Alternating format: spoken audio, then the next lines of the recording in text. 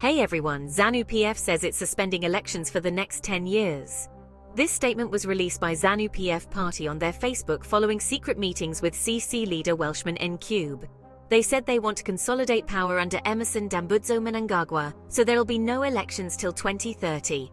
In a recent statement following secretive meetings between CCC leader Welshman Ncube and ZANU PF president Emmerson Mnangagwa, it was announced that to keep up the pace of development, Zimbabwe will not hold elections for the next decade. This move is intended to maintain the dynamic progress achieved under Mnangagwa's Second Republic.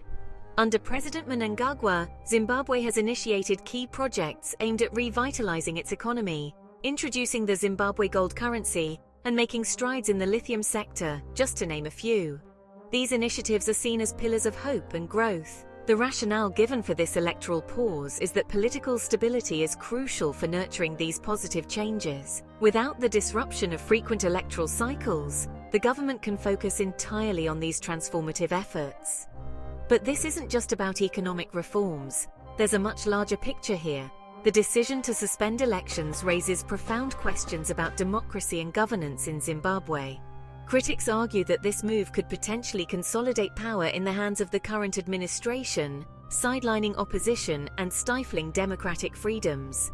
Given Zimbabwe's history of electoral violence and political repression, as highlighted by organizations like Human Rights Watch, concerns about human rights and the integrity of governance are at an all-time high. Human Rights Watch has previously pointed out the repressive environment surrounding elections in Zimbabwe, with opposition parties often being restricted and facing violence. The current decision could be seen as an extension of these tactics, where the ruling party secures its position by removing the electoral threat altogether. So, what does this mean for Zimbabwe and its future?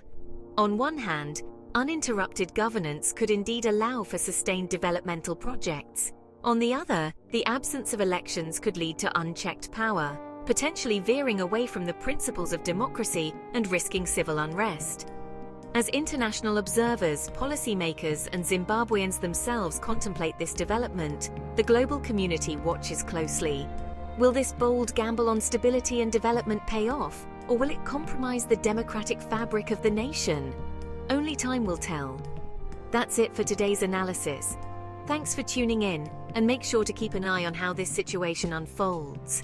It's a critical juncture for Zimbabwe, and its outcome could have far-reaching implications not just for the country, but for the entire region. Stay informed, stay engaged.